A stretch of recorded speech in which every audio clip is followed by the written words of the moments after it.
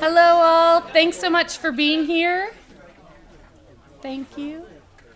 So, I don't know if anybody knows, but Ann Horner, our treasurer, just reminded me, I used to be a school teacher, and it still runs deep into my blood, so I said find a good fit spot. Gordon, you know, I had your daughter. And I said, find a good fit spot, I'll see you in 2 minutes. We also used to do some chants to get you to be quiet. I won't have you do it. But so really quickly, thank you all so much for being here. We joke that every time I hold a race or an event, there is always rain. We had an oyster roast, and there was rain, and we had to move it. Fall Foxfield, there was Hurricane Ian. We had 3 inches of rain in spring. Guess what? I don't know what rain dance you all do. This is fantastic, so thank you. Thank you, thank you. But we're all here today, members of our Founders Circle. Foxfield, in its newest chapter, created what is called the Founders Circle membership group. Many of you all here today are that group, and then the other group that's here sandwiched with us is the Historical Society. So we are excited to have you all here and welcome you all. Thank you so much for whatever rain dance you're doing. October 1st is the fall race. I'm expecting that same rain dance, please. I'm going to pass it to Phyllis and Dan as well from the Historical Society. Thank you all so much. Good evening. It's a pleasure to see so many people here, people I haven't seen in years, people I've known in a variety of different capacities, and lots of newcomers. So I'm so happy to be here to represent the Historical Society. I'm currently the president and the chair of the board of the Albemarle Charlottesville Historical Society. And the program we are offering tonight, I think, is a particularly important and relevant one, because what you're going to see through the presentations of Sam Towler, a very well-known genealogist, and Lorenzo Dickerson, a very well-known videographer and storyteller, what you're going to see is that there is such a wealth of local history knowledge that has yet to be plowed, that has yet to be developed. And the work that we do at the Historical Society sort of reveals a lot of that history that we don't yet know. And so I think what we are trying to do at the Historical Society is to dig deep and demonstrate ways in which people can connect to one another so that we get to know our various communities better and see how, in fact, those communities interact.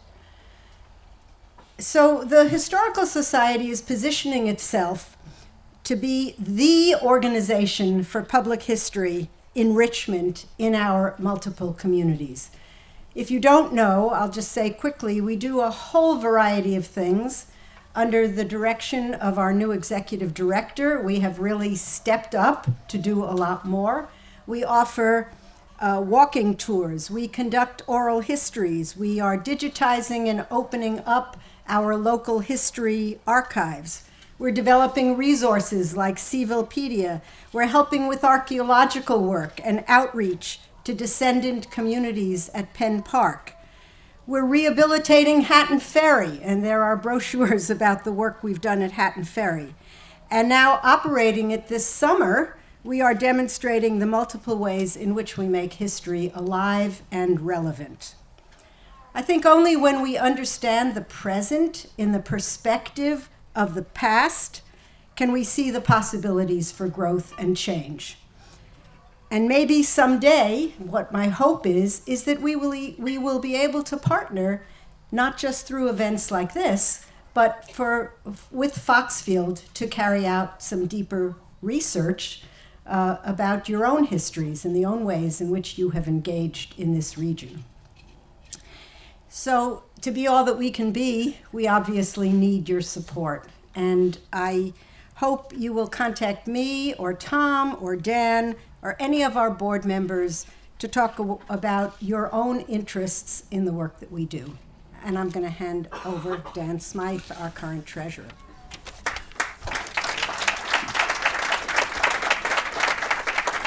So my wife and I moved back here in 2017 and are thrilled to be back in Charlottesville.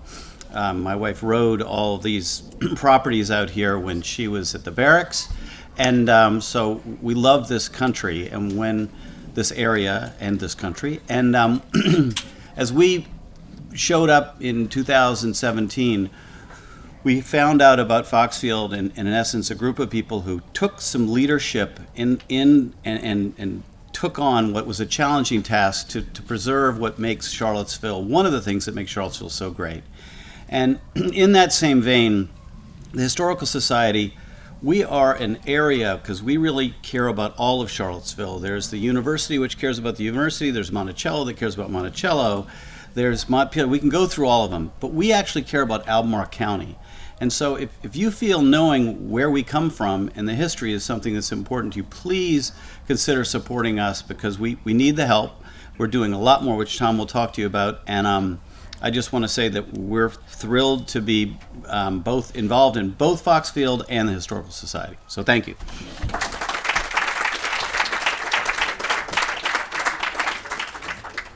Thank you very much, Phyllis and Dan.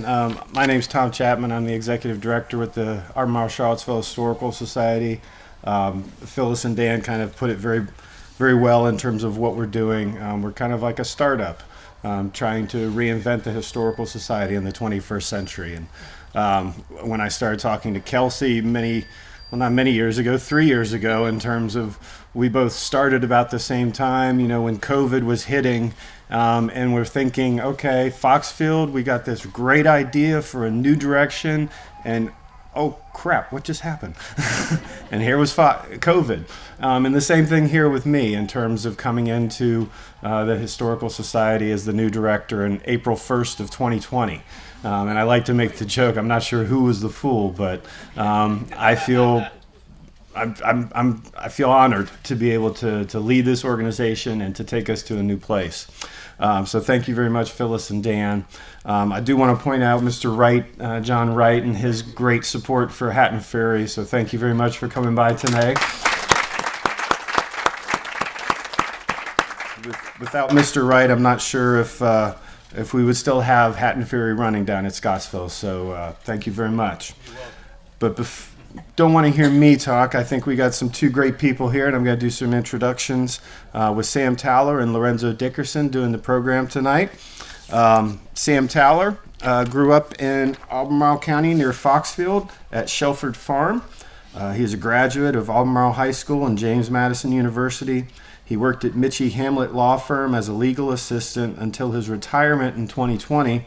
And his retirement in 2020 has been greatly beneficial for the Historical Society, so thank you, Sam. He continues and is very active in local history. He's currently our board secretary and is also a founding member of the Central Virginia History Researchers. Since their founding in 2005, the CVHR is a group of professional and independent researchers who have explored and revealed the history of Central Virginia, focusing on African American history, genealogy, and place-based research. Sam has compiled 2 reference books of Albemarle County court records and written 2 articles for the magazine of Albemarle County history, one of which chronicled his mother's family, the Baileys. This branch of Sam's family were the farm managers of Monticello for Uriah Levy during the Civil War. Sam has researched all the African Americans enslaved and free at Monticello during this ownership, the Levy ownership, and this research is available at the Jefferson Library or online. He was editor of the Central Virginia Genealogy Association newsletter for several years and has done volunteer work for many regarding African American genealogy research, including with Lorenzo Dickerson. Sam's been featured as a local history researcher in some of Lorenzo Dickerson's films and documentaries. When I first did this presentation, it took 45 minutes, and then Kelsey Cox came in behind me and talked more about the races. But I promise I'm going to cut it to about 20 minutes tonight.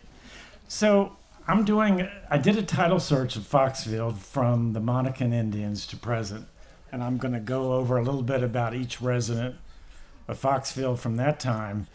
So starting with the Indians, I figured, how am I going to do research? So I first looked online, And I couldn't find that much about the Monicans in Western Albemarle. I did see where one person was saying that Jumping Branch, which is the farm across the street in the creek, might be coming from an Indian name of fish jumping in a creek. And so then I decided to ask around the neighborhood who has found Indian arrowheads. So I first, like I say, we lived at Shelford when Everingham Blake owned it, and his daughter, Mary Scott Birdsall, owns it now. So I first asked her, I don't remember Everingham ever talking about Indian arrowheads, but do you? And she said, no, I don't think so. And then I asked Jenny Garth, who were the Garths who lived at Thomas Garth's old house around the corner. Well, Jenny, did the Garths find any arrowheads, in the neighborhood? And she said, I don't think so, but I'll ask around for you, see if I can find somebody who did. And Mr. Todd, I believe his name was, came back to Jenny and said that he was riding some horses and found Indian arrowheads, and that also when he was riding along the Meacham's River, he saw a rock formation, and he took pictures of it, sent it to an archaeologist at UVA, and they came back and said it looked like evidence of Stone Mountain people. And then I said, well, since they found them along the Meachams, I'll ask my fourth cousin, Bill Bailey. Sheriff Bailey was his father. He lives at Ivy. He said, yes, Bill said, I found Indian arrowheads right along the Meachams where their place is on Tillman Road. And also my first cousin, Cynthia, some people were at her place, and they found Indian arrowheads along the Meachams. And so when I was doing this, then I had a little email just a week or two ago with Beth Sutton. Is she here tonight? Beth. So Beth says that there's evidence of some Indians out at her Free Union. Probably more research needs to do on it. But if any of y'all know anything about it. Some at the barracks. Okay, that's good. Because most of what I could find online was either Central Albemarle or Eastern Albemarle. But I wanted to see if any of y'all knew anything about it. So that, I believe, is the first slide. If you want to find out who, after the Monacan Indians, if you want to find out who was the first patentee of any place in Albemarle, what I do is I go to the courthouse, go to where the deeds are, find the copy machine, and right behind the copy machine is a huge map of Albemarle, and it has present-day boundaries, but also Mr. Craybill mapped the first patent of European descent for everybody in Albemarle. So and you can take your camera into the Albemarle courthouse. You can't take a camera, you can take a camera into the Charlottesville courthouse, but they'll charge you 50 cents for every photo you take. In Albemarle, you can take your camera in and take a photo of everything. I think in Charlottesville, they want to make sure they get that 50 cents for copies, but so I took my camera in, I took a picture of the Foxfield area. So Robert Lewis in the 1730s patented 3,000 and some acres, which included Foxfield, and he owned it at least 40 years until he died, and then his estate sold it to Thomas Garth Sr. And so when Thomas Garth Sr. dies in 1812, he leaves the part that's now Foxfield to his daughter, Mildred Garth, who marries John Fretwell. John Fretwell dies in the 1830s, and I noticed that there was a list of his enslaved people recorded in the will book, so I'm going to use that later. His unmarried daughter, Frances, gets Foxfield, this part of the farm, and she lives at the farm until 1890s. So the Garths, or their descendants, owned Foxfield from the 1790s to the 1890s, and another Garth comes in later, which we'll come into later. But so Frances when they were going to sell her estate, she mentions that she wants some money for the cemetery, which is halfway between her house and the road. So I know that Francis's house is not present today, but I also noticed right behind us, there's a rock, a round rock behind us, which looks like the bottom of a silo. So I'm hoping maybe some of y'all here might know where the, where the Fretwell Garth house was. So when Jenny Garth, they sold the house about a year ago, so they sent me this picture that they used for the real estate. So I don't have a picture of the Garth house, unless the Wilhoit house was the same as the Garth, which we'll go into later. So this is a little chart of the Garth Fretwell. The next buyers of the house, later on in the Wilhoits, said the cemetery was halfway between the house and the road, but I noticed a lot of the people that she's talking about are now at the Garth Chapel, which you go out the road. Before you get to Owensville, the Garth Chapel is on the right, and the same people that she is talking about are buried there now. So at some point, everybody in the cemetery was moved from the cemetery here at Foxfield to the Garth Chapel, because Frances was saying she wanted a tombstone for her father, John Fretwell, and it's at the Garth Chapel.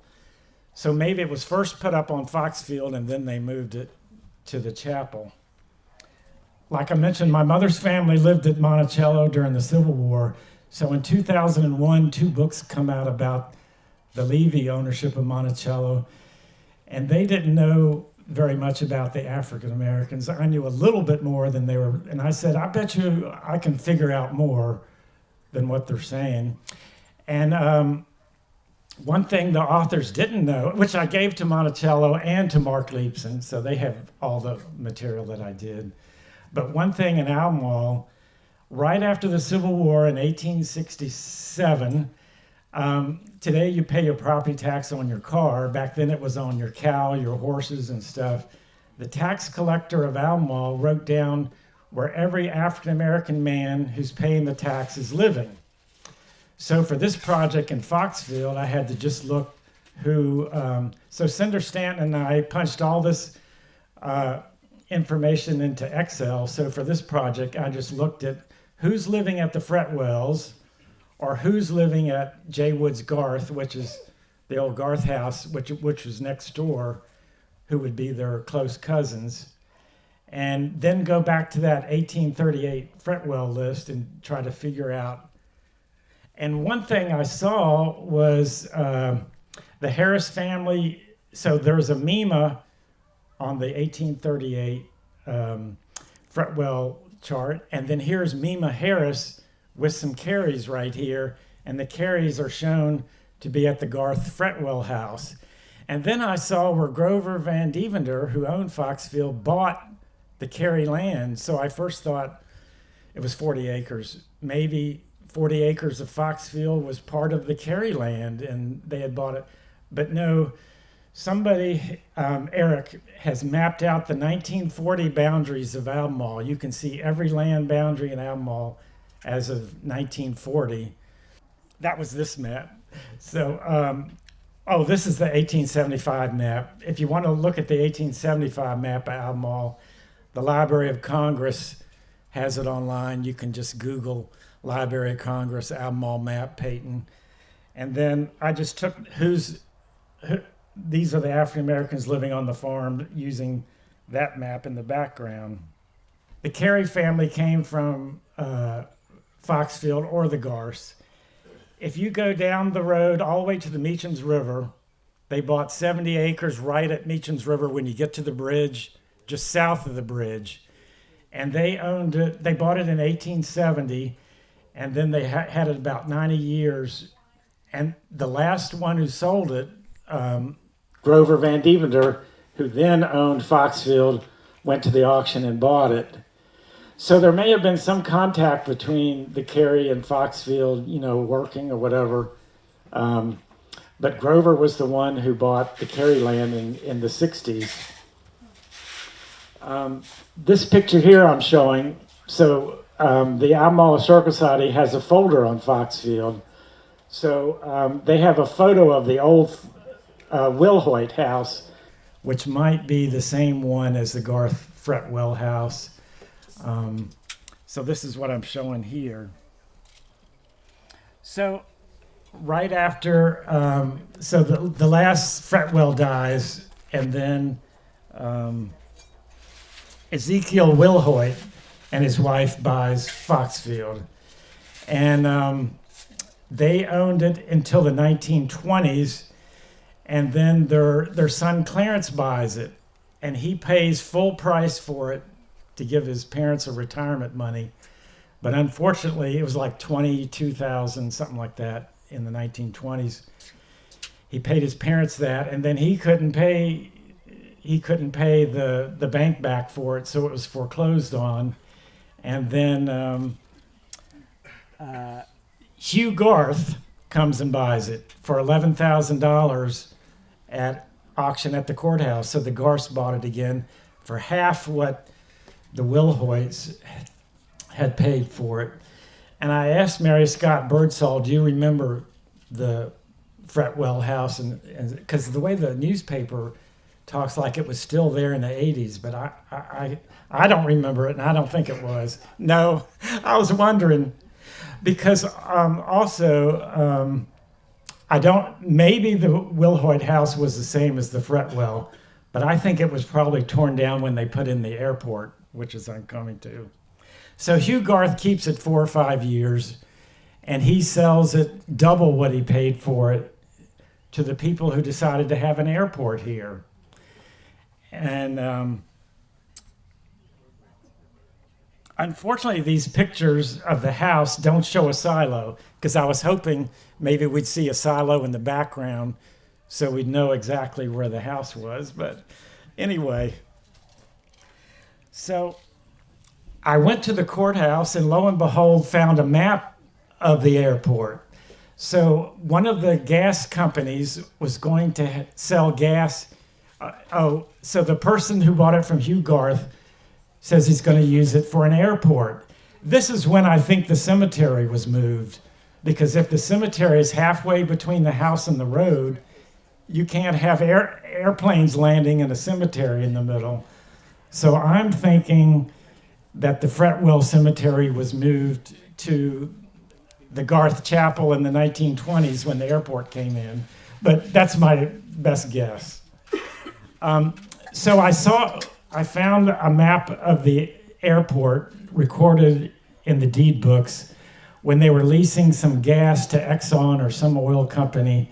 They said, here's a map of Woodfield, and here's where the company is already selling gas. You can go anywhere on the airport you want to go, but not within 50 feet or something like that of the current company that's selling gas. And so here's also a picture of Buck Wood, if you can see it. That's what the airport was named after. He was a World War I fighter, American, and he was killed in World War I, so they named the field after the airport. Now, the airport was never paved. It was always grass. If you go to Holsinger Photo Collections, which is special collections online, you can find mostly airplanes that have been wrecked, photos of them online. So I looked at one of them, and I remember Grover living in a Spanish-looking house, and I was thinking, why did Grover come out and build a Spanish-looking house? It turns out that was the airport terminal. He just moved into it. So on this map of the airport, they call it the clubhouse. But really, it was just like an airport terminal, but it's sort of Spanish-looking. So, I was a little kid, so I just thought, well, Spanish houses are nice, but that's a little weird that Grover would build a Spanish house. But he just moved into the airport terminal. And so there's one picture where they're showing a plane that I'm showing you, and you can see the airport terminal in the background. And also, if you look over here, right at the entrance of the farm across the street is Boxwoods. I remember those Boxwoods being in front of Grover's house. So that's where the airport terminal was. And of course, his hangar was right down, is still there, but his house was right on the road, right behind the Boxwoods, which are still there. And I also online I found that Dixie Flying Service was the name of the airport. I noticed online that near the end of it, it was sold or merged with the Ludington. There's a site on the internet that tells you every airline and the history of every airline and who they merged with and everything. It turns out that Dixie Flying Service, which was here at Foxfield most of the time, right at the end, they merged with Ludington Airlines, and they merged with Eastern Airlines. So, and right before the end of it, so maybe Eastern Airlines for a couple of months or a year was actually landing planes here. So that was new to me because I'd always heard Dixie Flying Service, that's it. But the internet says they merged with Ludington, and then Ludington merged with Eastern Airlines. So they went bankrupt also. And so that's when Grover Van Deventer bought it from the airport. And so he moves into the airport terminal as his home. Then I'm coming up to, and so Grover lived here, and when he died, Miss Tahita, is that how you pronounce it? Buys it, and she starts the races when she's here. And I'm no expert on it, so I had Kelsey Cox talk about it. And also Beth Sutton, hers is a good article. And I looked at, the Historical Society has a folder, so I got some pictures there, but I would have to say Beth is the best article I looked at. So she has a lot of photos taken by George Barclay, and you can find out more about it there. And I just, in 20 minutes, all I can do is show you some pictures of it. These are photos of the first races. Generally, the Foxfield folder at the Historical Society is good for the first 10 years. They tell you every horse that's won and all that. But now we're looking at 40-some years. I don't know if you were interested in the first 10 horses that won, but I was going to put that in at one time. So now I'm here at the summary. So I did a summary on the left, and I can email this to anybody who wants it, or the longer version. I also looked at the store, which I called Grover's Van Deventer store, right at the corner. So I looked at the history of that. So the first deed, which is about right after 1900, by memory, I think it's around 1902, the Wilhoits, which I said lived here, there's a deed of them. The 2 acres was cut off to be a school. So we almost had a school right there where the store is. And then they sell it to Mr. Bruner right after 1900. The paper tells you exactly, but I'm not going to look for it. And he built a store. Apparently he borrowed the money from the Willowites here at Foxfield, and then he went into foreclosure. And Samuel Woodson bought it. This is before 1910, and Mary Scott Birdsall remembers it being called the Woodson store. And they still owned it in the 1950s. Now, I don't know whether Grover bought the store or just leased the store. I know the Macaulays own it today, but I didn't really follow it up to the present day. But you'll also notice right across from the store, there's this little corner where people park. Well, what was new to me is there was a rival store that came in later right across the street. So you had Woodson store over here and another rival store. And my longer version of this goes into that, but they went bankrupt. And then Samuel Woodson bought out the rival store, and by the 60s when I moved out here, it was gone, and it's now like a dirt people have been using there to park and commute. And so that little commute was like the rival store to the Woodsons, and they ended up buying it out and tearing it down. So if anyone wants the longer, shortened version, we can email it to you. All right, thanks.